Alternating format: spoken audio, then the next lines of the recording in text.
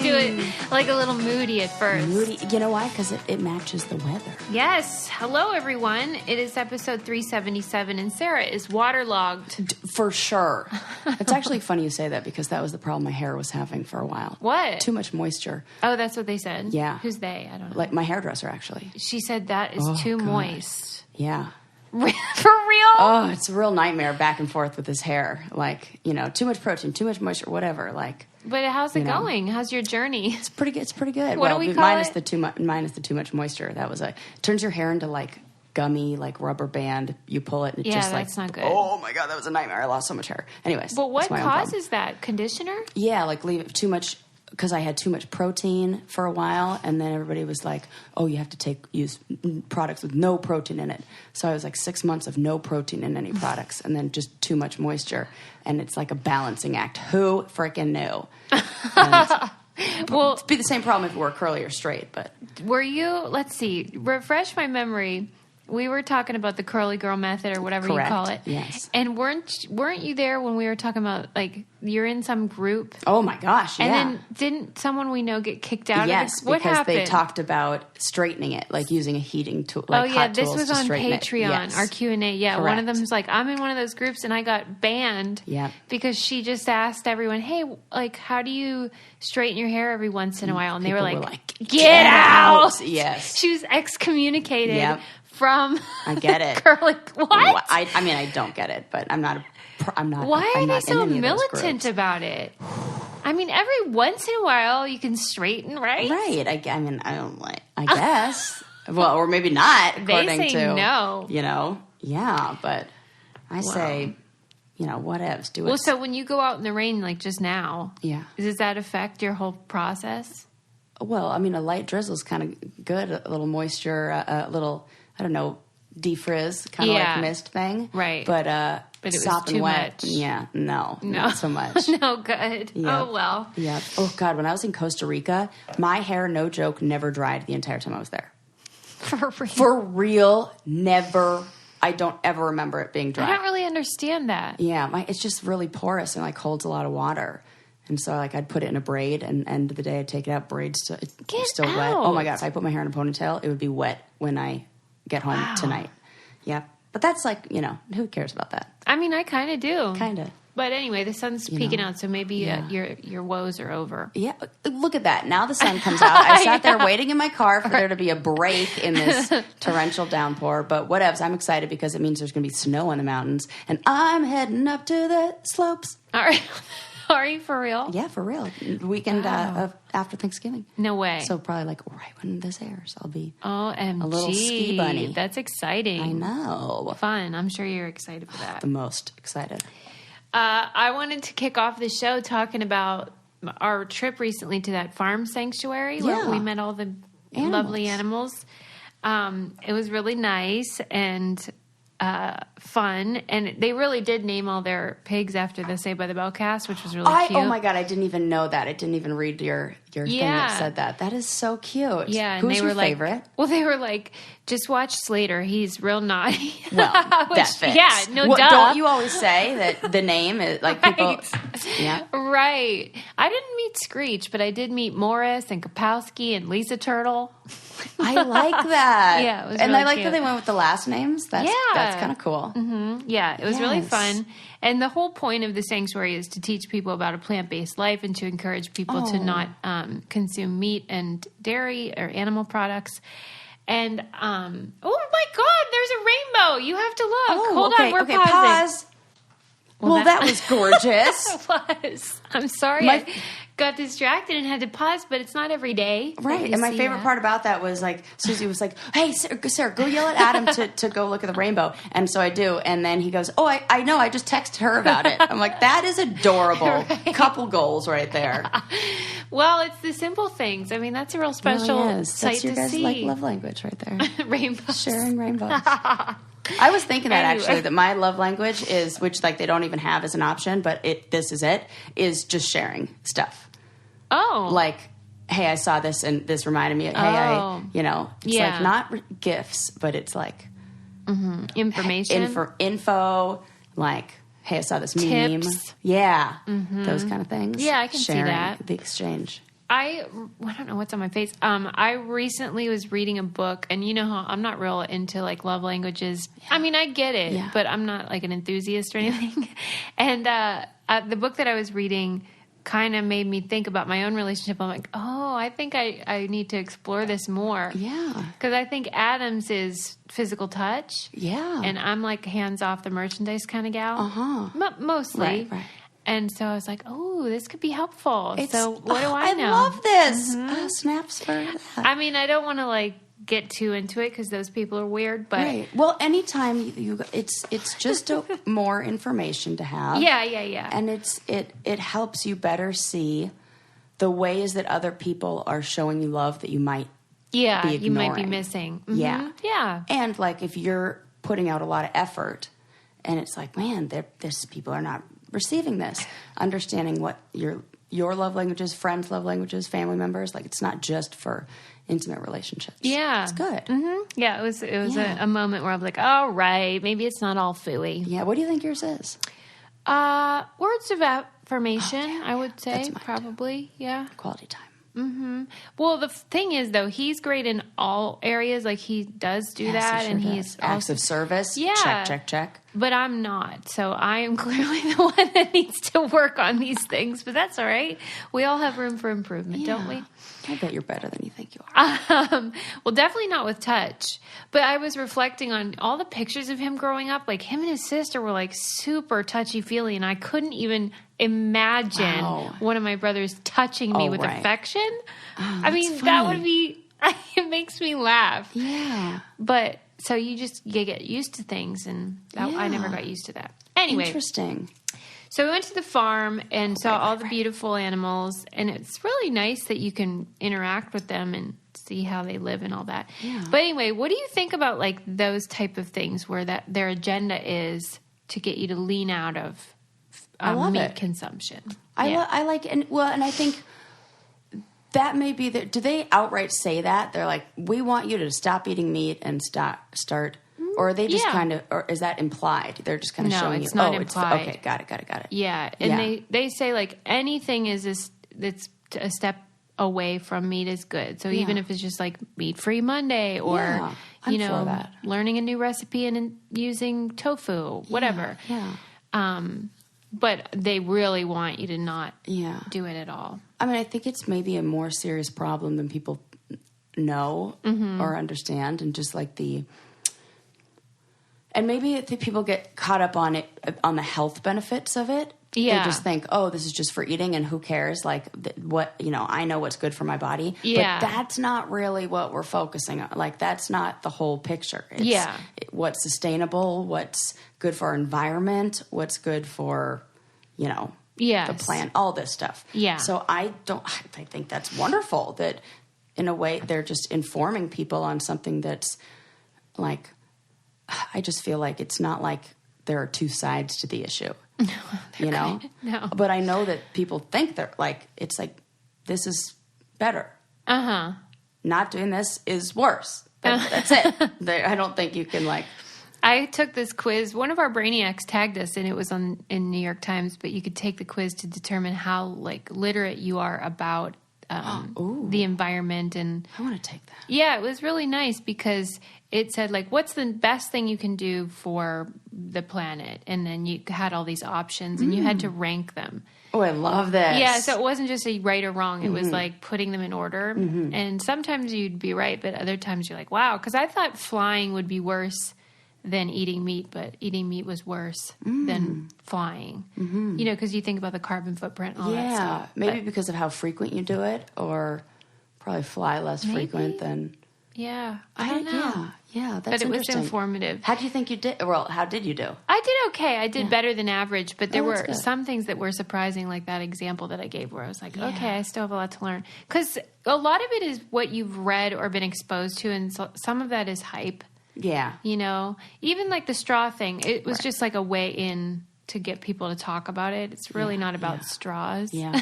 Oh my God. Yeah. Yes. The other day I was at a restaurant and I got orange juice, and it had like, one of those plastic lids that you stick a straw through. Went to get a straw and already felt guilty because I'm like, I'm using straw. Go to put the straw on the lid, and it does that annoying thing where the straw breaks and like cracks in half, and then they can't use it because it has like a cracked side. Yeah. So I got to toss that away. Then I go to get another straw, and I try to put it in the thing. It was like a trampoline for the straw. And I went to go put it in, and it flung back up in the air and landed like 6 feet away from me. And I'm like, oh my God, I got to get another straw. No. After the third one, I'm like, I can't. I threw them away, and I went to go do that thing of like recycling trash. And I'm like, ugh, I know these like can't be recycled, and I got to throw in the trash. And it was like a whole guilty feeling. And the whole time right in the car, I rememhave that straw that you gave me. And like I didn't even go get it. And so I have guilt. Well, you know who should have guilt is Costco, because they have those garbage cans that go, one side is garbage, one side is recycled, but there's no different bag in the... No. It's just one big bag. It's just... I don't know who they think they're just messing with us. What is good for the environment and good for your face is BioClarity. It is made out of all those lovely green things that you should be eating, and then you can put them on your face too. BioClarity is a 3-step face wash. I use the one that's good for problem skin, and you can get that kind, or you can get just sort of the regular for people that have beautiful skin and want to keep it that way. And I love that they are not super expensive. Yeah. I was just talking really about reasonable. this, how, their competitors, like $250 for 2 ounces.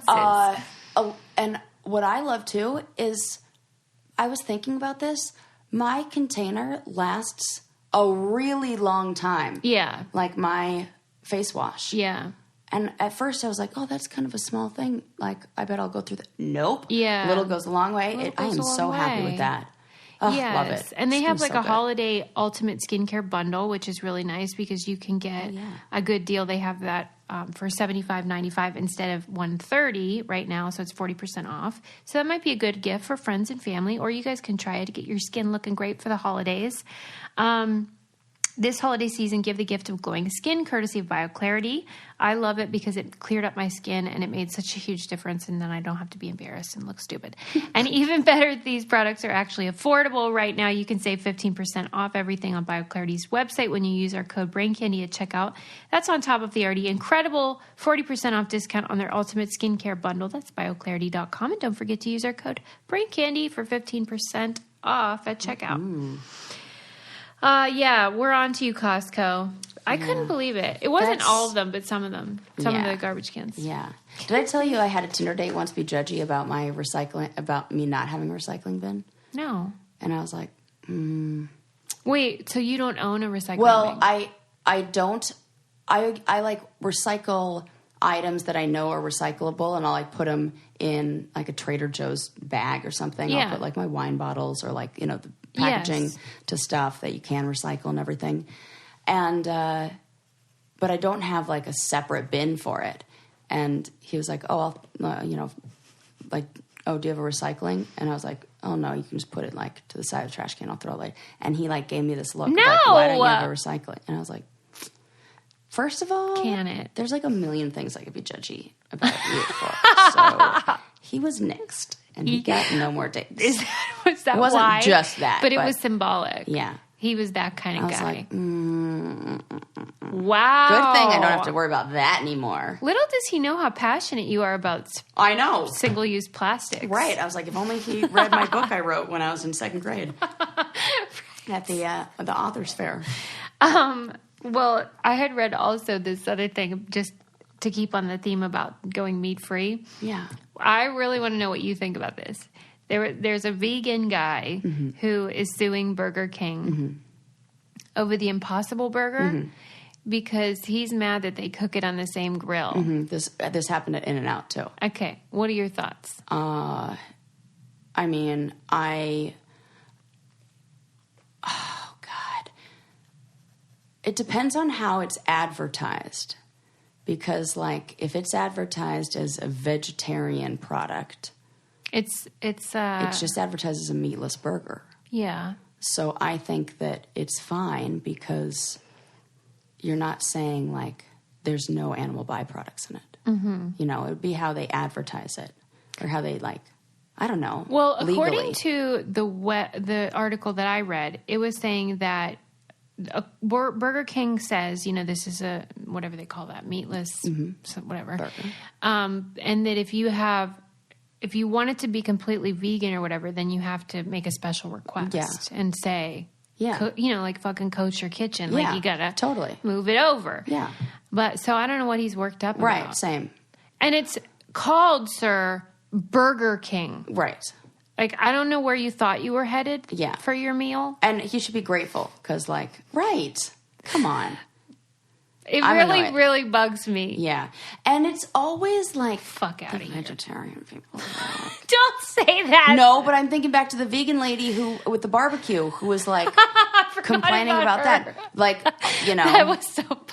Right. I mean, I get it. They're like, too. Okay, they're, advocates, I guess. I definitely get it. Don't write me, people. I totally get it. I support every and all She's lifestyle going to ask choices. me to edit that out. No, I won't. Not. I don't even care. Oh, good. I don't even care. No, I get it it too, but get out of here when you can get the Impossible Burger and make a special request. Yeah. Or you can just eat it and shut up. Yeah. I mean, come on. It's just looking for something. You walked your ass into a Burger King, and then you're mad about all the burgers. Yeah. It's like going to Burger King and being mad about the Royals. Like, there's kings there and there's burgers. I don't know what to tell you. Right. Okay, this is what to expect. Or like mad they didn't have like a princess crown, and you know how they only have like the king. It's Burger King, not Burger Princess. Yeah, bitch. I get it. Question for you. More speaking of hamburgers. Yeah. I've had many discussions about the ranking of like burgers and like best burger places. Yeah. This is a big debate. One. Yeah, I almost feel like this is like more too controversial for us. So, have you eaten at Smash Burger? I have. Okay, Smash Burger, Five Guys, In-N-Out, The Habit. Oh yeah, The Habit. I don't think I've had that. Okay, one. Is that really good? Well, you don't want to reveal. I don't want to reveal my thoughts yet. How would you rank those? I would put In-N-Out at number one. Okay. Have you had Five Guys? I have. Okay. It's okay. Yeah. Five Guys, Smash Burger's okay. And what was the other one? The Habit. Oh, yeah. Okay, so like but that's the order. I get mad when people pick Five Guys over In-N-Out. Okay. Now, I'm a Five Guys. Because if we're talking about just the burger. That's Bo, you guys. Yeah. Oh, yeah. That's my dog. It's not Santa. No, that's real funny, though. He's here early. He's like, hamburgers? I'm into it. Right. Okay, so if we're talking just strictly burger, yes, In-N-Out, we are. We're not taking into consideration the French fries. No, we aren't. Okay. They suck at In-N-Out. Okay, there we go. Yeah. That is, I was just, and Ren was like In-N-Out's kryptonite are French fries. Like, they would be across the board number one. Five Guys wins for French fries. Yes. So he's in agreement that In-N-Out fries suck. Correct. Okay, good. Yes. I mean, that was a close one there. I know. Right. Whew. Yeah. What are they doing? What are they doing? And they're good for 10 seconds. What's the best fry? Not of just the group you mentioned. Oh, the best one? Red Robin. That's a good choice. How fast? I do like Red Robin. And my favorite burger is Johnny Rockets, but that wasn't on the list. I would agree that Johnny Rocket and Red Robin are superior to In-N-Out even. Whoa! Like fries or burgers too? Burgers. Whoa! I love a Red Robin burger. Yeah, I do too. We should really, we need a bigger list. Oh, yeah, we need to expand this list. Yeah, we need to put this on social, spread the word. Oh my gosh, this is a poll, this is a whole, we need to do one of those bracket things. It's like March Madness kind of thing. Yeah. I'm sure this has been done. I'm sure. The best fries, though, I think McDonald's are up there. Oh, yeah. Well, see, I'm like, mentally, like, I can't get down. They are the best. Yeah, but they're good. It's hard for me to even classify them as a food product. I do think it's funny, though, that warm or hot McDonald's French fries are like the best thing you ever ate, but cold ones are the worst thing you've ever ate. Correct. Like, how can it be that far apart? Yes. Just by temperature. Yeah, because In-N-Outs are terrible when they're cold, but they're not as good on a scale. It's like not as big of a swing. Yes, this is very important. Yeah, we're doing God's work today, you guys. Absolutely. But I tried The Habit. Wasn't for me. What is this place you're calling? Like, what is this? Who's going there? I guess a lot of people. It's a good one. And then I because I couldn't decide where to go. So I, no joke, Googled Five Guys versus The Habit. Versus The Habit. I said that. Just, it was kind of stuttering. And it was people said The Habit. And no. Yeah. And here's the difference is, do you like it over an open grill, like char-broiled hamburger? Oh, okay. Or do you like a griddle hamburger? I guess I like griddle. I'm a griddle gal, too. Unless it's like at home. Griddle gal. Yeah. It just always tastes like they've added fake smoky flavor. Yes. Yes. And I can't get that because, like, when I learned that Burger King, Carl's Jr., and McDonald's and all those places did that, I couldn't get it out of my head that it was like synthetic smoke. Like that smoke flavor. Can't do it. Wow. So I need to know it's like the real deal. Unless it's like cooked at home, then I'm like, yeah, give me the open flame. The open flame. Yes. I must be hungry because this is a lot of talk about food. Okay, and we were the I'll whole point was the this subject. meatless. I know, meatless, it's and terrible. I ended up talking about the ultimate list of hamburgers. What's wrong with me? Well, if you eat a lot of meat, I'm sure you could possibly end up at the doctor's. Maybe you have indigestion. My mom does. She's highly allergic to red meat. Oh my God. Well, then she will want her healthcare professionals to be comfortable wearing their FIGS clothing. Yes. These uniforms are so nice for people in the medical field. Oh, my dermatologist was wearing them. Oh. Yes. And I didn't want to get into it. Were they like a cute color? Yes. I didn't want to get into it. Yeah.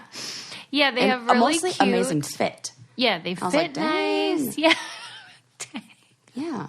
Yeah, they fit nice and they're not itchy. They have antimicrobial properties, so who knows? You want that. Yeah, right. For goodness sakes. Right, and these people seriously do the Lord's work. We're just joking when we say we do it. And so they ought to be comfortable. FIGS make a great gift for all the people in your life that work in that field. And you can show how much you care at the end of the year with FIGS. This holiday season, FIGS is going to make that easy by providing you with 15% off your first purchase by using code BRAINCANDY. Get ready to love your scrubs. Head to wearfigs.com, wearfigs.com, and enter our code BRAINCANDY at checkout. I have some of them here. They're super soft and well-made. You'll love them. Yeah, I started by talking about leaning out of... Yeah. I know, but this is kind of the thing. It's hard. It's everywhere. Well, if you I'm meatless most days of the week. I do that. Yeah. Yes. And then when I do eat meat, I'm like, give me a burger. You want it real good and juicy. Yeah. And I ended up with the habit last night because I spent too long trying to decide where I wanted a burger from, and Five Guys closed. Oh my God, made your decision for you. Yeah, and I was going to use, one of those delivery Postmates, and because I had a coupon code for it. It's real nice, Sarah. And they closed. Didn't work so out. I had to drive myself. This is tragic. At 10:30. That's what I get for eating at 10:30. Yeah, that's ridiculous. I know. Well, I know that Thanksgiving is over, but there was a article about Taco Bell was encouraging people to order their tacos and then put them in a blender and use it as a bisque for Thanksgiving. What? A bisque? I think that's taking a lot of liberty on the word bisque. Remember that that Michelin restaurant that lost its star because he used the wrong kind of cheese in like a souffle or whatever? Yes, I do remember. So I don't know if you're going to be a snobby food person, if you can call it a bisque if it doesn't have the properties. Like, what's the what are the ingredients? Is it like one of those things it where just said tacos? Well, I know the ingredients in that one, but like a proper bisque is what? Oh, right. You know? Yeah. What's the definition of a bisque? Correct. Is it just a creamy? Yeah. No. That would be nasty. And is it with the shell? And also hard or soft? I believe it is with the shell. Maybe they're trying to go for like a Mexican tortilla situation. That doesn't work. It wouldn't work with the hard tacos. Really? I think so. Oh, you think they were encouraging just soft tacos? Well, imagine a hard taco in a blender. We're going to have to do this. Yeah, this is a good... You know what? We actually need an experiment episode. There are a few things, like we were supposed to do a decaf regular coffee blind taste test. Mm-hmm. I feel like we can just throw the Pepsi challenge in there for shits and giggles. There are a few other things that we needed to test. So yeah, that's true. I'm going to make a list, and the next time I'm going to Are we going to record while we do it, or are we going to do all the experiments and then just report? We'll record while we do them. I mean, that seems like the more fun thing to do. So we're going to make Taco Bell Bisque as well? Yes. Oh, we can like pre-make it and then just enjoy it. Now, as a bisque, I would imagine, you're dipping something into it? You're eating it by itself? I think it's up to you. Oh, well. You have freedom. Gosh. I don't know, but I know I'm not eating it. I definitely not. Yeah, we're not into that. Yeah, I just thought I'd mention that. I mean, sure, Thanksgiving's over, but you could do it any day, really. I mean, make every day a holiday with Taco Bell Bisque. Oh, my God. This is not an ad. It's the opposite of an ad. God. Okay, now, let's have a debate about this. Yes.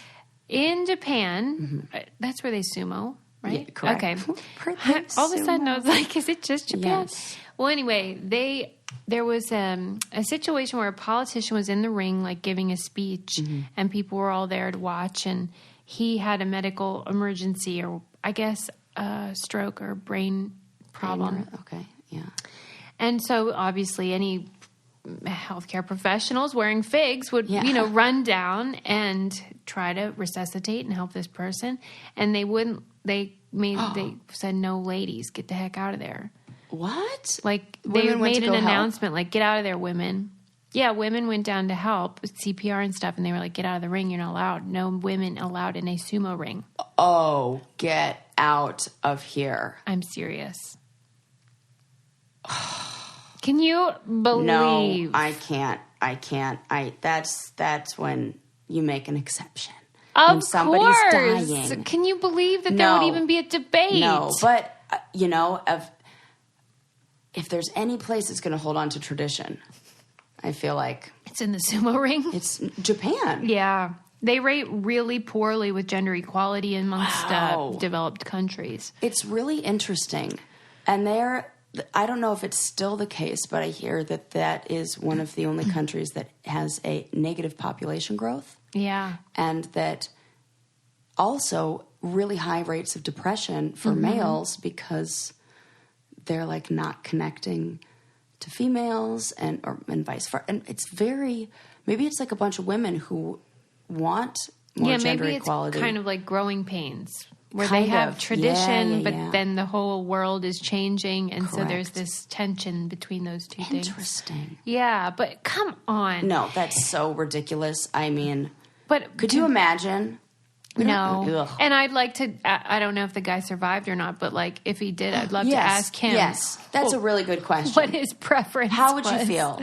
Oh my goodness. And I mean, talk about the golden rule. I mean, would anybody say, no, please let me die instead of bringing in the female physician or nurse? No. Ridiculous. Right. And I wonder if there are any, like, maybe not Japan, but say you're in the United States and that similar thing were to happen and they pretty much like stopped you from receiving care. Is that a not punishable offense? Like, is that? I think that would be a big problem here. I don't know how it would work there, but I mean, I wonder what that falls in the category. Like, even just the Hippocratic Oath to do no harm. I mean, these people have, an obligation to assist. Wow. I mean, it's just to me that an event like this highlights the ways that the rule to begin with is absurd, even if there is no emergency. Because it shows how this is so stupid. Yeah. Yes. And the sport is not just sort of male-centric. The 50% of the audience is female. Oh, my God. So it's not as if, like, they're at the Mason Lodge or whatever. And then what's going to happen? Let's go worst case scenario. Nothing's worse than that guy dying. Right. Yeah. So what? What is the perceived consequence? Well, I would be so curious. I would just want to ask them. And if they say, well, it's tradition, then I'm going to push back and say, well, why? That is the word that they used. Yeah, but like what's, and if you were to do it, then what? Nothing. That's like I'm not happy with that answer. Well, anytime tradition. Sweater's itchy when it's wet. Blah. I'm sure. Do you want to change? Gross. Well, you can put on some merch. Yeah, I might after in a little bit. You don't want me to pause it? Kind of, yeah, I do. Okay. Thanks. She's better now. That is the worst feeling. Yes. Oh my gosh. My arms were itchy. Oh my gosh. It could have been affecting your performance. It probably was. I was thinking about it. But anyway, yeah, I see what you're saying about like worst case scenario. Yeah, just give me. But the idea that tradition would be more important to you than whether someone lives or dies, you might want to look in the mirror. Right. And what are they, so like faulty thinking and, those kind of like irrational thoughts. Yeah.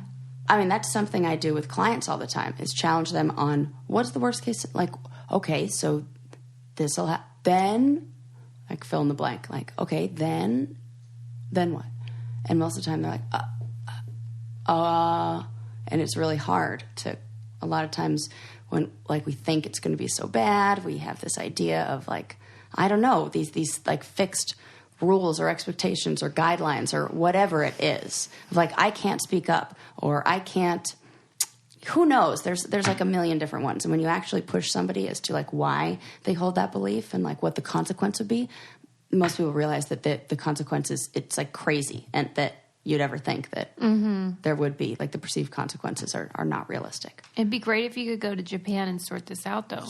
Well, 'cause, try my best. Might be a little bit of a language barrier. Get a translator. It's one thing if one person has this faulty belief, but when a whole culture is participating in something that we think is so dumb and so obviously wrong, it makes you question reality. You're like, what? How could all these people be in agreement about this situation? That's how deep, like, what's the word I'm looking for? Like constructs, like social constructs, and like these things, perceived concept, like we don't even know, because that's just like how it is. Yeah, that's why we have to push back on all that shit. Well, one thing I do not want to push back on is ordering some stuff from Legacy Box, especially for the holidays. I bet you have tons of people that are on your list, and you're like, what should I get them? All your, like, grandma, aunts, parents, anybody. All of them have, like, pictures, videos, all that stuff that needs to be digitized. Yes. I used Legacy Box to digitize a bunch of my old road rolls footage, which were on VHS, and lots of stuff from my childhood, like the hard copy of pictures. I got those digitized. It was super easy. And this Black Friday and Cyber Monday, forget about doorbusters and head to legacybox.com for their best deal of the year. Your life's biggest moments call for some big savings. Get 60% off Black Friday and Cyber Monday orders. While everyone else is going crazy trying to get the best deals this Black Friday and Cyber Monday, you can relax knowing you saved big on saving your memories. After all, technology can be replaced with the next best thing, but a lifetime of one-of-a-kind memories, that's irreplaceable. Order your Legacy Box today to take advantage of Legacy Box's Black Friday Cyber Monday sale. For a limited time, take an unprecedented 60% off. Go to legacybox.com/brain to get 60% off your first order. Save your time and memories. Go to legacybox.com/brain and save 60%. It's nice. Yes, that is nice. I mean, I did it, so you should too. Yeah, me too. Okay, what do you think? We've talked about Marie Kondo on here a lot, and her hit book, The Life-Changing Magic. No, is that right? Yes, The Life-Changing Magic. Magic. Why are you laughing? Because I mean, it's like silly, but I was introducing that concept to Ren, and he has now taken it and run and like gotten Was he not familiar? No, and then he couldn't remember what it was called, and he said, like, what do you call it? Like, gives you the tingles? And I was like, no, sparks joy. But that's already trademarked, so maybe we just go with gives you the tingles. It's like, and so it made me laugh. But what does he think about it? He loves it. It's like was in a time capsule. Like, how does he not know about this? Like, I think he had maybe like heard of it, but like he didn't know the real. Yeah. And I was like, you hold it and see if it sparks joy. And he was like, I've gotten rid of so much stuff. It's like the best. Okay. Downsizing. It's great. He loves it. Yeah. Yeah, I mean, I love it too. I love her whole philosophy, and I thought the book was good. And I kind of laughed to myself about the book because I don't know how it became a bestseller, because you would think that like there'd be just one copy, and then people would just keep passing it along because we're all getting rid of everything. Correct. So like how did this end up being on the bestsellers list? We don't know. But the irony. The irony. The thing is now, though... What? Uh-oh. The natural progression of these things. She now has a store on her website. Right, where you could buy the stuff to Marie Kondo Your Life. You would think. Huh? But it's like tchotchkes. No. Yes. No, I don't believe it. Like decorative items. No. I need to see this. Honestly. I can't even believe my own ears. Yeah. And it's like, Goop, the Gwyneth Paltrow one? Yes. It's like that, where a lot of them are like frivolous and really expensive. What? And it seems... The jade egg for your vagina. Right. And some of them are like crystals. Well, I'm for that. I'm for it. Yeah, but that's tchotchke stuff. I can't believe she's doing this. This can't be... Isn't that seemingly incongruent? Yes. There's got to be more to the story. I don't think there is, Sarah. Like, she's the one who's, like, greenlighting this, or she's sold her name to... It's on her website. And she claims that she picked up each item and they all spark joy, which is great. For her? Yes! That's... Now we're supposed to trust her judgment? Listen here, Kondo. I got some questions for you. This is not sparking joy in me, this conversation. Yeah, because we don't like hypocrites. Yeah, and that's what we have cooking here. That's a problem for me. That, you know what? This is like anything. When it's almost like there's a cult-like following, it becomes... I think with anything, you got to stay true. Stay like the true message. Like, I don't know, things get the like... essence. The essence, thank you. That was like what I'm looking for. What's the essence of this? Too extreme. I don't know. Who knows? I had read profiles of her when the show came out on Netflix. Yeah. And they were saying how she was sort of ambivalent about the whole movement. Even though she wanted people to clean out their lives and she believes in the worldview, she kind of felt icky about like how it was being commercialized. Apparently she got over that. Yeah, apparently. And also I remember when I was Marie Kondo methoding my whole life. Yeah. I went to look for those little boxes, and she sold them, and they were very expensive. And then I remember how you told me that what her book said was that shoe boxes are the best. Right. Okay, well, I've been using those. Me too. And that was one of the things I really liked about her book, was it wasn't about, here's all this stuff you should buy instead of all the crap. It was just like repurposing. I love that. I love anytime someone gives me an idea for how to use something again. Yeah. Again, with the earth thing. Do you remember the movie Heavyweights from way back when? It's a movie about a fat camp, and Ben Stiller's in it, and he plays the crazy... there are two camps. There's like one across the street that's like all the cool kid, like classic camp movie, setup. But they're all heavy folks. Yeah, and then there's one, I can't remember the name of the camp. It's got a funny name. But, they're like competing against this like rival camp or whatever. But Ben Stiller's character is this fitness guru who's like totally insane and crazy and takes everything to an extreme. And you find out that he's like a former overweight person himself who like had to go nuts and at any point, and then in a moment he like breaks and he probably like eats a bunch of unhealthy food or whatever. Could this be that secretly Marie Kondo is a hoarder and she's been fighting off? It's like she had to go to the extremes because she knows that deep down inside this is her like default, like this is her shame. Yeah. And now that she's like at this point where like there's the stress of success is getting her, and just like Ben Stiller in Heavyweight, he cracked and he's eating a large pizza, and she's like, tchotchkes for everyone. It's possible, and that's as good of an explanation. Because I got no other. I don't either, because it doesn't understand. There's a dissonance between my understanding of who Marie Kondo is. Even with making a bunch of money, it seems like the videos I've watched of hers on her Instagram, she's all about living this humble life. I know, very modest. Just have like a few items and things. Yeah, and she's just like, give me that paper. She really wants you to get like some great bookends and a vase. That's for weird. $100. Yeah. I don't know. We're disappointed in you, Marie. We're not mad. We're just disappointed. Yeah. I mean, I'm still going to file fold on my shirts. Yeah, we'll just have to take the good and disregard the bad. Yeah, ignore. Yeah, Ooh. that's what we have to do with everything, Pretty really. much. Yeah. Yeah, but I was disappointed because I really like her. Maybe we will find out there's more to the story, but I'm pretty sure there's not. We'll just have to create our own version that's just called Does It Give You the Tingles? And then and there are no tchotchkes. I guess it is always going to be a difficult balance, though, between capitalism, Correct, and self-help.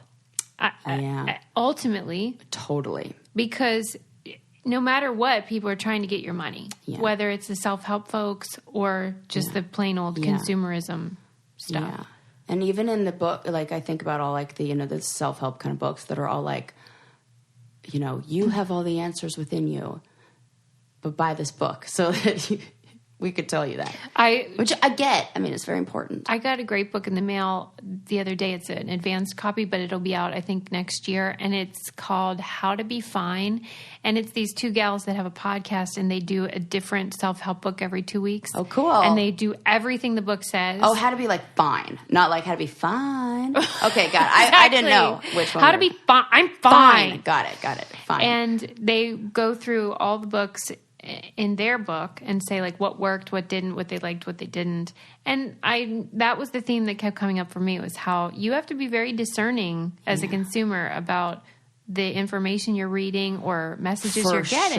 Because everyone is trying to make money. Yeah. Some are doing it in a way that's noble and some are not. And it's kind of up to you to decide who's who. Yeah. What were you going to say? Well, I watched this like short documentary. It was like 30 minutes long on Vice News that was all about LuLaRoe. Yes. Holy crap. It upset you. Whoa, yeah, that company. Fuck them. Oh my gosh, Sarah. Yeah. The Brainiacs are going to revolt. Well, they should do some research into the company and what they do and what is going on and the kind of, they had to change. They violated FCC's or whatever law about Federal the pyramid Trade thing. Yes, yeah, that can get ugly. And then when they I saw do have some really nice leggings, I will say. Oh my God, it's just insane. Watch this documentary and then. My God, please send your mail to Sarah, not me. Yeah, please. I'm going to stand by that. They are nice leggings, though. Good. Be that as it may, Sarah is mad. Yeah. I should say also another great gift for the holidays is a subscription to the New Yorker for you or a loved one. Yes. You guys know we love them. Like all the articles that we talk about on this show, I feel like they all come from the New Yorker. It's the best writing in America today. And I kind of feel like, given the ways that journalists are under fire right now, I am all about supporting the good ones and the people that work really hard to bring you wonderful articles about everything from pop culture and arts. It's not just all high society stuff. It's like politics, of course, but also humor and cartoons. So there's something for everybody. I love Emily Nussbaum. She's a television critic. She writes amazing pieces. And they have the best deal ever, 12 weeks for just $6. So, and you get the tote. So you get 12 weeks of the New Yorker for $6 plus the exclusive tote. Go to newyorker.com/braincandy. And listeners save 50% when they enter Brain Candy as well. This would make a great gift. It's just the perfect time of year to do it. So newyorker.com/braincandy. Yeah, like that's like a perfect little stocking stuffer because like you take the tote and then you roll it up and then you stick it in the stocking. That's and then a great it takes idea. up a good amount of space, but then it's also like a gift that's like a You're good so one. good at that. What, stuff. stockings like, you or can what? already you envision things like that. Like you think about putting the thing in the stocking. Oh yeah, because I love. I mean, you you do know love how stockings. and wrapping Christmas presents and She making really it look does. pretty. I do. She's very passionate. I sure am. Okay, next up. But the stocking is the best part of Christmas, if you ask me. You know what, Sarah? Lincoln said the other day something to that effect. Okay, I get and it. I love that. Yeah, he wants a lot of a little. He goes, I love all those little things that are just like random and you have so much fun with them. Same. Yes. Good. I love this. It's essentially a bunch of tchotchkes. Yeah. Yeah. Yeah, and it's like, you know, you can still get excited. Yes. Or you can open it first and it's That's like why an he likes appetizer. fun-sized candy. That's why I know. I do love the stocking too, though, for the record. Yep. Buffet, he'd probably be for that too. Whenever I was, he does love a buffet. See, I know, I'm onto something here. I think that's why I had to throw it in. I was like creating a list. Same here. And it's having a lot of little. Oh, God. Lincoln is like you, too? I am so outnumbered. Yeah, that's true. Criminy. What if, that was my influence on him? Buffets and that's stockings. That's not a bad thing. Not the worst. I like those things. When I was just doing the New Yorker thing, I was thinking about how they have pop culture. And I had read this article in Man Repeller about how pop culture is so important to know about, and I loved reading it because I love pop culture. Yeah. I, of course, love more lofty things as well. Right. But, I just love a palate cleanser and, fun information and shows and music and stuff. And it also gives a snapshot of where we are in this but time. Everyone kind of shits on it because it's not... It's low brow. And it was talking about how that's a sexist point of view. And that pretty much anything that men are into, we elevate, including even sports. Correct. Frankly, ESPN and all that. It's the way they talk about it, you would think they were curing cancer on there. I mean, it's just true. They get so serious. Right. A million different analysts. That is a whole thing. Could you imagine if we had... yeah. But if you're in a room, let's say you're in a room with mostly women and you guys talk about the Kardashians, for example, you will inevitably get some man being like, what's a Kardashian? Oh, for sure. 100%. I don't even know who Billie Eilish is or whatever it is. Yes. And it is said in a way that means you're into stupid stuff and I'm above that. Correct. And I really... Yes. I could totally relate to this idea and I do not like it. Yes, because it would not hold the same impact if you walked in as a woman to a bunch of guys having a conversation and were like, what? I don't even know who Tom what's Brady an NFL? Is. Yeah. I don't get it. Right. They would just look at us like we're idiots. True. You don't know this thing that's... So maybe we just got to flip the script and be like, oh, so you've been living under a goddamn rock. You mustn't read much. Right. Like that. Well, and it was describing... Too much time watching sports. I thought this was a great... But I do love a Sunday football. Yeah, you're a nice overlap. You're a good bridge between the genders. Yes. You are. Thank you, Suze. But they gave a great example of how when the Beatles first came out, obviously women were losing their minds, screaming like crazy. Yeah. All the men were like, what? They're just... Oh, my gosh, because they were like heartthrobs. Teeny bopper heartthrobs. They're a boy band. They're a boy band. Right? And then over time, more and more men realized what amazing musicians they are, and now it's like they're the best. Well, and you know what? They have to pitch it. It can't be looked at as like a boy band who had a bunch of screaming girls in the audience. It's now analyzed. They have to elevate it. Yes. And it's like, let's look at the greatest records of all time and blah, blah, blah, blah, blah. And man, that is interesting. It really was. And they kind of gloss over the... Like, as soon as they have an interest, they're like, okay, now we got to reframe this so it doesn't seem too girly. And so then it became like, they're prodigies, they're amazing, they're geniuses. Yes. Oh, now that you're into it, they're geniuses. Got it. Correct. But it's like that about everything. Yeah, I even think about, it's like people... You know what? You think it has something to do with, men not wanting to,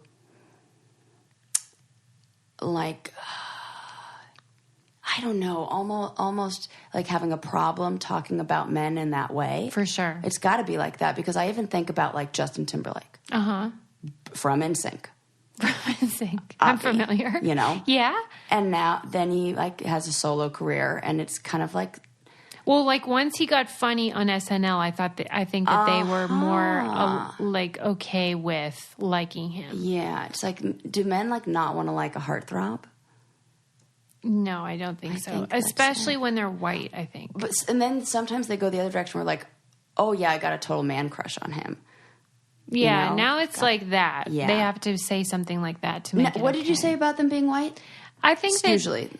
Whenever the heartthrob is white, whenever it's a white boy band, I think there's especially this well, you know, it's gay to like them. But when there's distance, right? Like if it were, I think it's the seeing themselves in that and feeling like, no, I gotta. Oh God, that's that toxic. It's so layered. Yes. But that's why I love articles like that, because they're it's so layered. Yes. pulling from gender studies and important scholarly ideas, but they're being like, hey, it's okay to like you can watch reality TV and it's fine. I like that. And it can be important and teach us, as you said, about culture and BBB. Absolutely. In fact, I just started following a new account that's all about like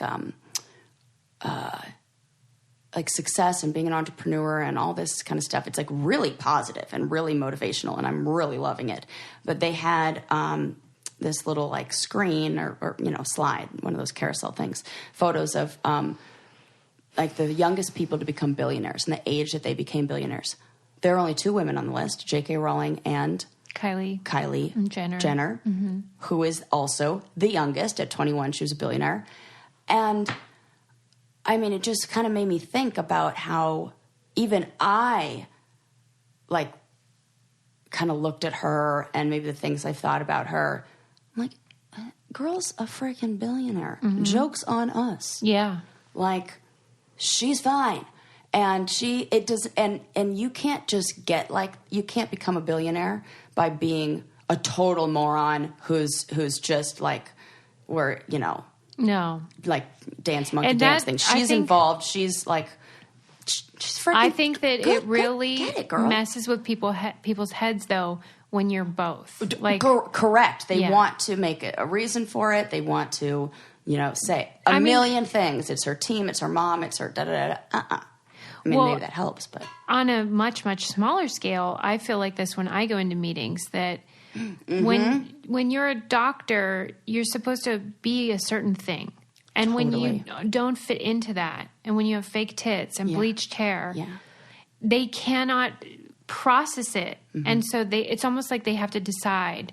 You aren't actually... I told you, when I go into meetings, they're like, do people call you doctor? I hate that. And don't you say women are worse at that, like, sometimes? Well, they definitely say it more. Yeah, they're more outspoken about it. But I think it's what you just said about seeing yourself. and oh, my gosh. We're having breakthroughs, you guys.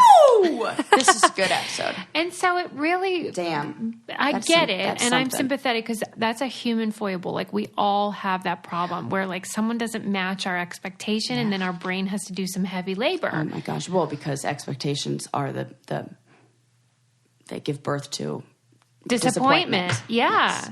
And so then it gets all muddy. But, I mean, what is not disappointing is every time I've ever used Stamps.com. Never. Disappointing. However, you will be disappointed if you do not use it, like I did the other day, and had to go in because I didn't want to bug you, and we share the same login information. I was like, I don't remember. Whatever. It was a mistake. Yeah, you should have just texted. Already crazy there. Because Stamps.com is so convenient. It's great because you can print out the postage right from your desk, put it on the thing, and then put it right out to get picked up by your mail carrier. There is literally nothing more to it. And they have discounts as well. You get 5 cents off every first class stamp, up to 40% off priority mail. That's the one that I was kicking myself about. Was it real expensive what you did? I mean... It was more. Yeah. Yeah, I don't care if it's 40% That's more. That's true. She likes a deal. Yeah. And everybody does. We love saving time and money. Don't spend a minute of your holiday season at the post office this year. Sign up for Stamps.com instead. Please, there's no risk. With our promo code BrainCandy, you get a special offer that includes a 4-week trial plus free postage and a digital scale. No long-term commitments or contracts. Just go to Stamps.com, click on the microphone at the top of the homepage and type in BrainCandy. That's Stamps.com. Enter BrainCandy, Stamps.com. Never go to the post office again. We have a guest today. Oh, I love a guest. This gal was introduced to me by a friend. Her name is Jess Suchan, and she has a blog and a company called Body Bliss by Jess. She's cool because she is a former yo-yo dieter, which I think a lot of people can relate to, and she got sick of it. And so she wanted to do a more holistic approach, and then everyone started wanting advice. Yeah. You know how that goes. Totes. And so she's like, okay, well, like, I'll just make a system. So she has consulting and all great cleanses and systems for you to do whatever it is that your body needs.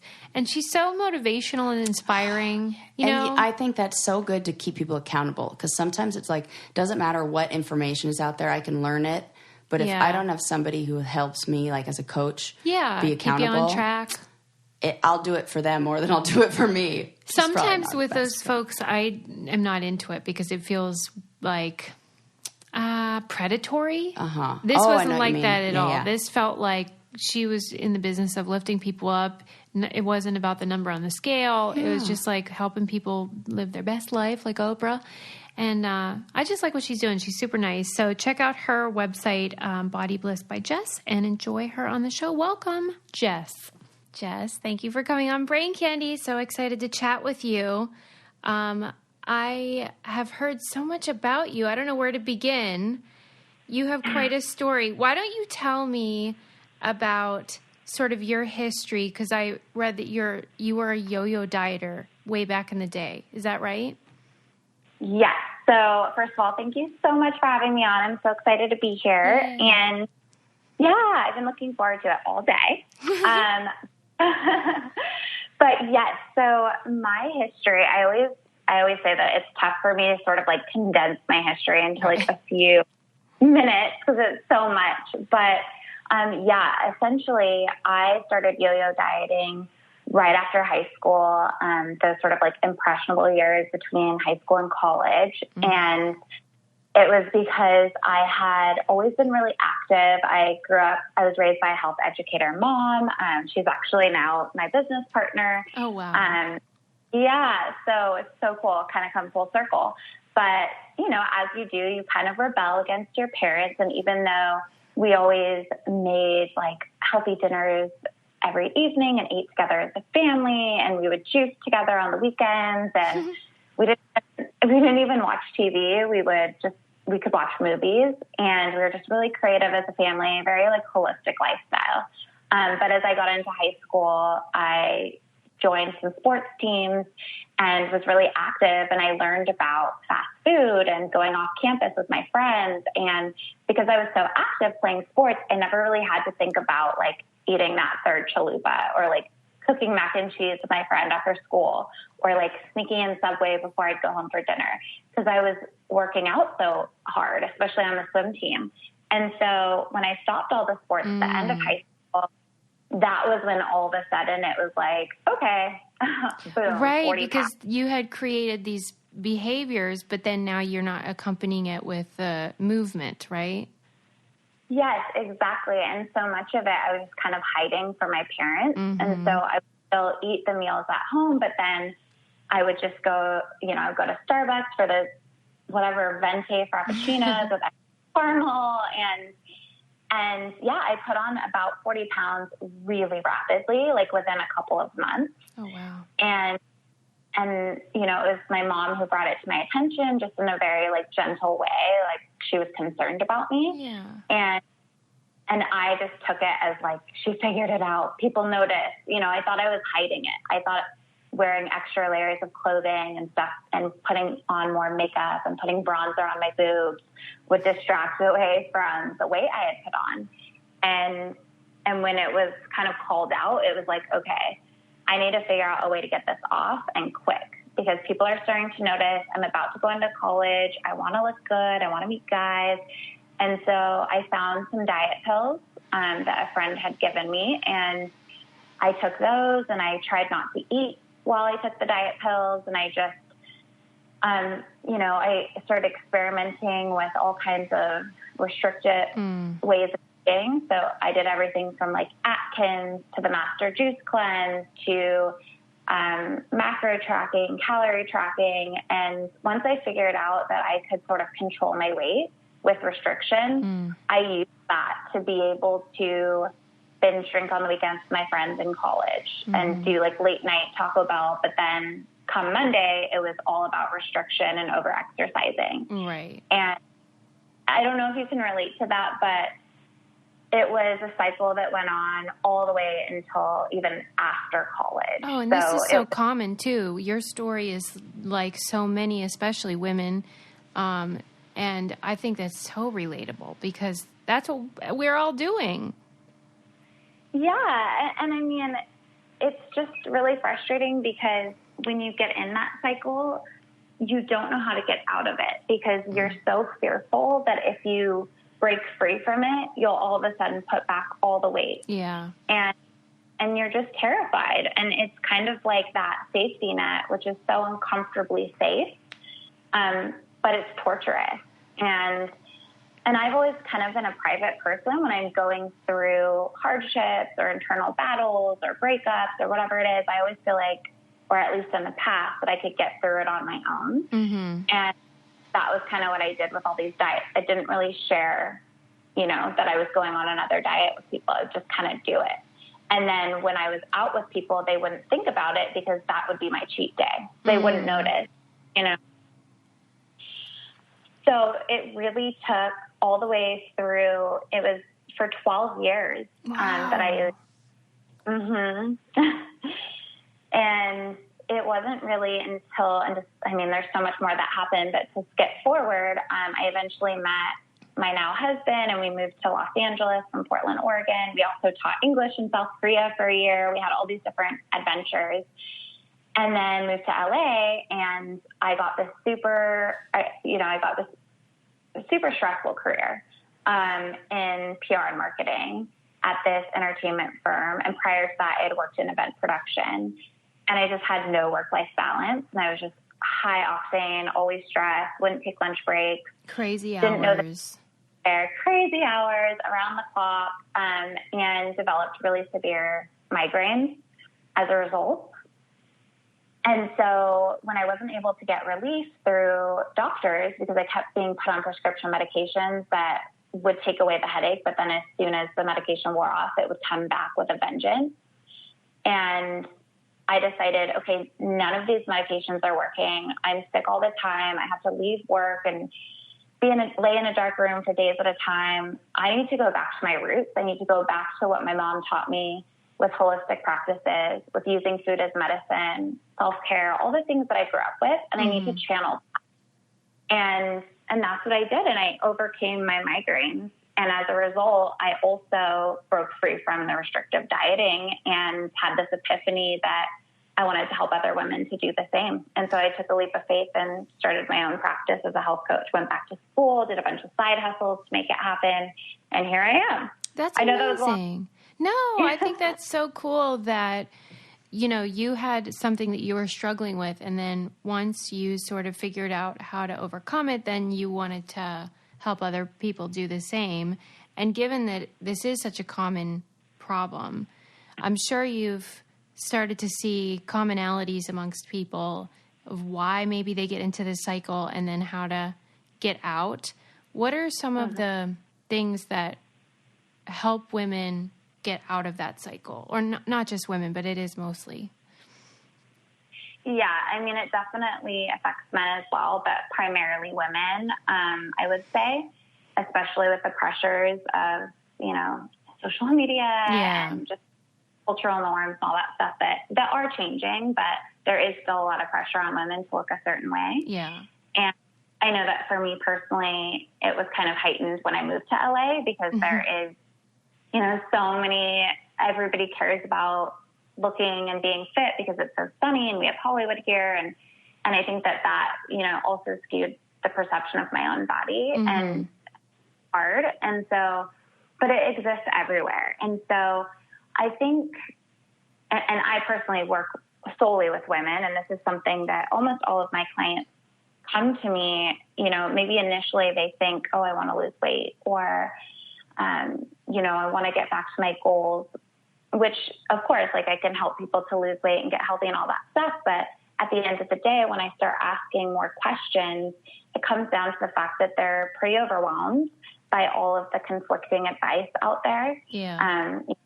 Might be paleo one week, vegan the next, keto the next. And a lot of these women are just cycling through all of these different diets and feel like as soon as Monday comes around, they're going to be on some other restrictive diet, and they're just living in the highs and lows of a cheat day, or just waiting for the weekend.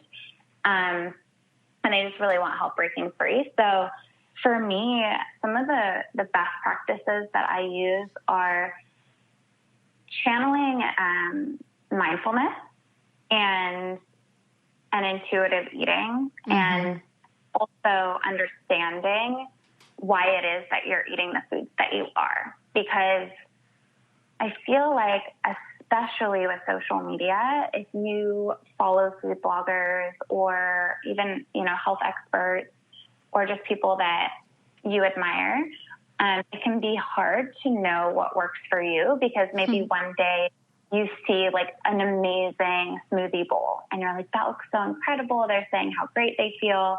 Like, I should do that. And start doing that every day. And then maybe you see that zucchini noodles are like a great swap for pasta, and that you shouldn't eat carbs because they're bad. And so you start doing zucchini noodles every night. And then you hear that you should take this supplement. So you're taking that. And then you're not really necessarily feeling the way that you want to, or seeing the results that you want, or maybe you're just feeling kind of stuck in this cycle or this rut of just going after what the latest and greatest thing is, and not really tuning in to what feels good for you. And so I always say that it's about looking at all the shoulds that are on your plate. Like, what are you saying you should do right now? I should go to this HIIT training class because everybody that I see online that goes to this one specific HIIT training class has abs, and I want abs. Or I should eat that smoothie bowl because there's so many nutritionists out there doing it, and I hear that it's great for blood sugar balance and I can lose weight. Or I should go to this social event because it's going to be great for my career. Whatever it is, it's like looking at those shoulds and then asking yourself, why are you doing it? Are you doing it because you really feel that you should, and if you don't, you feel guilty? Or are you doing it because it actually feels really good in your body? And kind of writing a should list of like all the shoulds that are going through your brain at any given moment. And then taking a step back and asking yourself, what really feels good to me? Like, what do I really enjoy eating for breakfast? Yeah. Like, when I was a child, like, what was my favorite breakfast? Was it cereal? And maybe you stopped eating cereal because of all carbs. And so it's like, well, okay, if your goal is maybe you do want to lose weight, and that's okay. I mean, that's completely fine, but you can still have cereal. Think about maybe what you can add to it that's going to make you more satisfied or full, or give you what you want, which is maybe the energy to last you through the day or through your workout, and go back to that place of what you really enjoyed, and then figure out how to recreate it in a way that you'll love, and start to, keep a journal of the foods that you're eating and how they make you feel, and then become a compassionate detective into your own body, and ask yourself, what is it that really is working for me right now and what's not? And I think it's just really about tuning into your body, knowing that you are the best science experiment that exists. So much better than all the studies that are out there, because at the end of the day, if you listen, your body will send you messages. And if you continue to listen, you will see results. That is such good advice. And I love that idea about the shoulds, because that is the refrain in our mind all the time, is I ought to do this, I should do this. But we don't really dig deeper and ask, well, why? And what is the motivation of that should? And isn't it funny? I've been hearing so much about this idea of intuitive eating and how effective it is for people. Isn't it crazy that we have to actually train ourselves to just sort of listen to our body? I know. It's actually really crazy when you think about it. And it's because of all of the little voices in our head. And it's like we can't even drown them out anymore because they're so loud. And I always say that for so many years of my life, I would just ignore the voices in my head, or I would listen to the voices in my head, ignore my own voice. And sometimes the messages my body was sending me, it'd be like someone like blowing a horn in my ear, and I'd be like, I don't care. It's like, or someone screaming at me to listen. I'm like, just shut up. I don't care. And the wrong messages are often reinforced by things like social media and commercials and someone who wants to sell you something. And so it is hard to tell, oh, I'm just hungry right now and it's fine because that's normal, versus I shouldn't eat and I've had too much, whatever it is. It's hard to know what the right voice is to listen. So it sounds like you're good at teaching people how to know which voice is the correct one. Yeah, and it takes time. You know, it's not going to happen overnight. And so that's why I have a lot of my clients keep a food and mood journal and just write down what it is that they eat and how it made them feel. And not just, you know, if they felt like it was good for their goals, but did they enjoy it? Did they like the taste, the texture, the flavor? Did they feel satisfied, or were they craving sugar right afterwards? You know, how are their energy levels? And I don't like them to write down specific amounts. Like, I don't want it to be like smoothie bowl, 1 tablespoon of nut butter, right. 0.5 spoons. I just want it to be, you know, nut butter toast with bananas or whatever. And then this is how I felt, because I also want to help women to get away with the obsession that we have with numbers, because we're so obsessed with counting our calories, with tracking our macros, with the number that shows up on the scale when we step on it, the number of our pant sizes, our shirt size. You know, we're so obsessed with numbers, and at the end of the day, they tell us very, very little, and have the ability to make or break our entire day, our week, our month. You know, it's like you can step on a scale and be feeling on top of the world, be feeling like you look great, you love your life, your relationships, you're excited for what's to come. You step on the scale and you're 5 pounds more than what you thought, and all of a sudden, what happens? Like your entire mindset changes, and you look at yourself in the mirror and all of a sudden you don't like what you see as much. Yeah. You go into a setting, or maybe you're planning to go out to dinner that night, and you're then judging everything you're eating and you're restricting yourself. So you're not really living in the moment as much as you would if you wouldn't have stepped on the scale. Yeah. And so it's really just, it really can be such a torture device. I mean, it's fine, you know, to step on the scale once in a while, but I think to have it be like an every day or even every week thing, it just can really derail your goals, your mindset, your confidence, and everything, really. Yeah. I just don't understand. What is your advice for something that I struggle with, and I think a lot of people do, which is the negative self-talk? The things that we're willing to say to ourselves are often so much worse than we would ever even say to our enemies. What is your advice for people who struggle with that?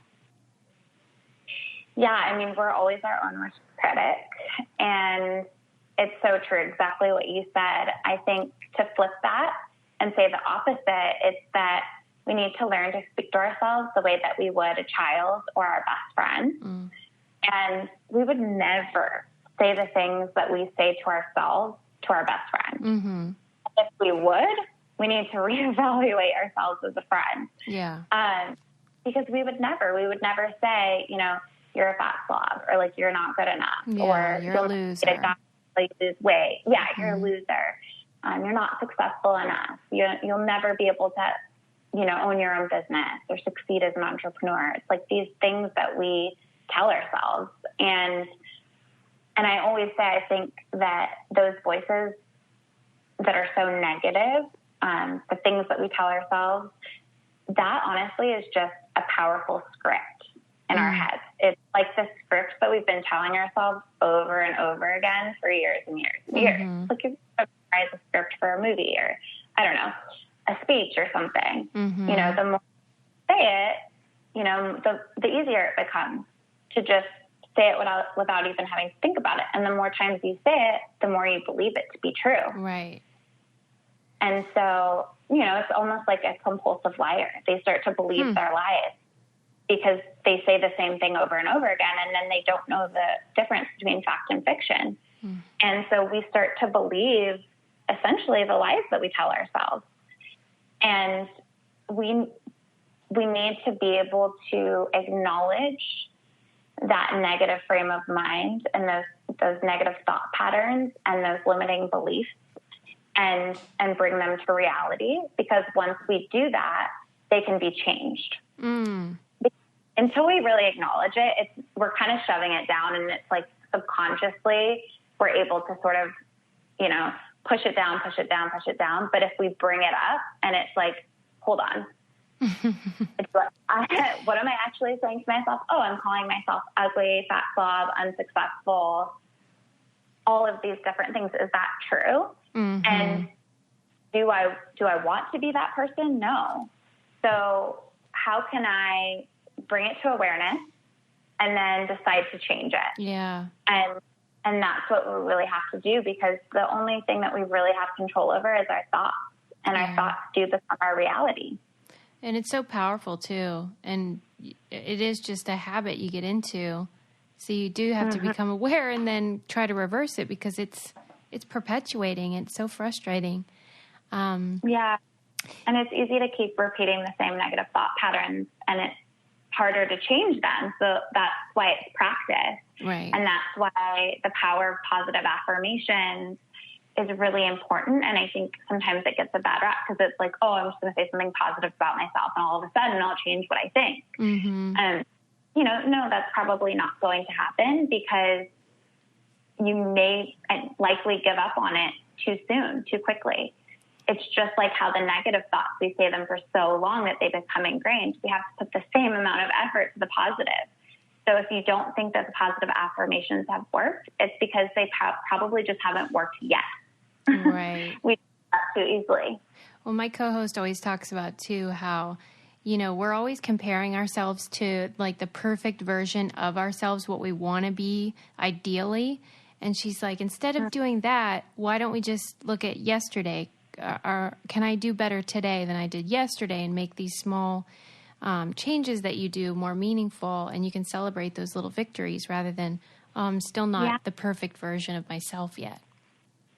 Yeah, I really love that. And I think you can also use that like at the end of the week, instead of being like, oh, these are all the things on my to-do list I've done. It's like, look back at your week and look at everything that you did get done. Yes, right. And everything that you're proud of yourself for. And just like you said, all the little victories, because no matter how small they are, those are the things that are going to add up to create big change long.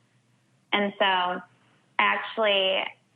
I love to like think of or write down a few affirmations that really resonate with you. Like, could be simple as I'm enough, or I matter, or I'm worthy of abundance, or I'm useful and energized.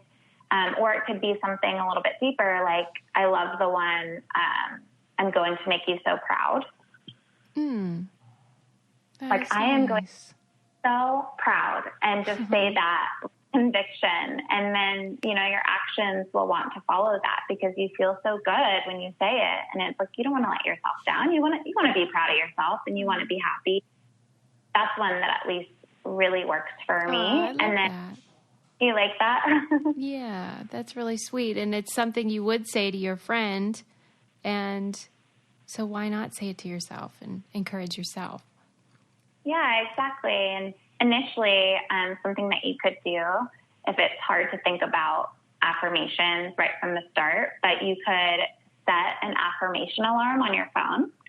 And so once a day, the alarm goes off at a time that you choose, and maybe there's a little notification that pops up that has written in it a positive affirmation that you want to say or hear that day. And you say it out loud to yourself in that moment. And that's just kind of creates the habit of it, so that so you don't need the alarm, or maybe you love it and you use it all the time. That's really cute.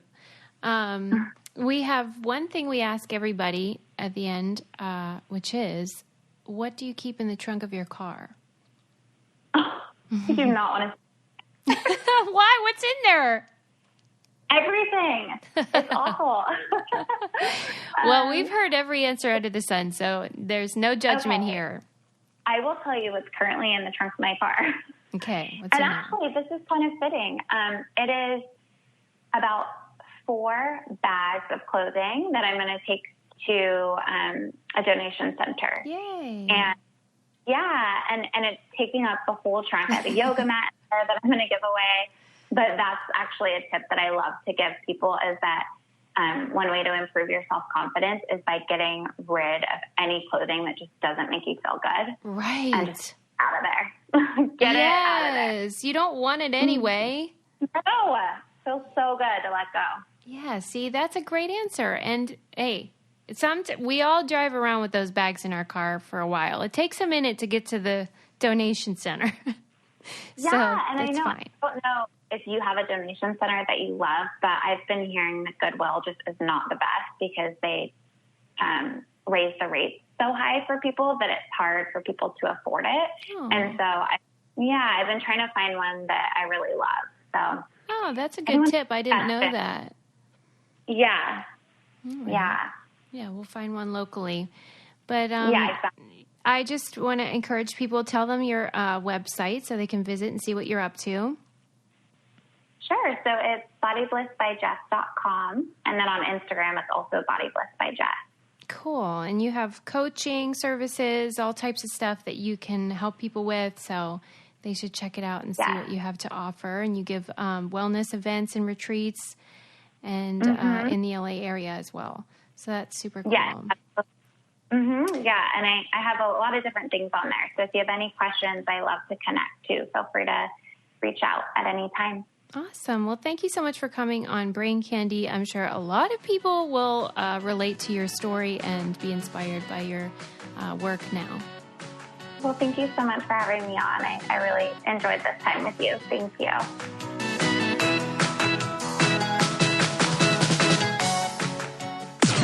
This podcast is brought to you by Wave Podcast Network. Check out all of our shows, including the Brain Candy Podcast, I Don't Get It, Coffee Convos, and Let's Talk About It.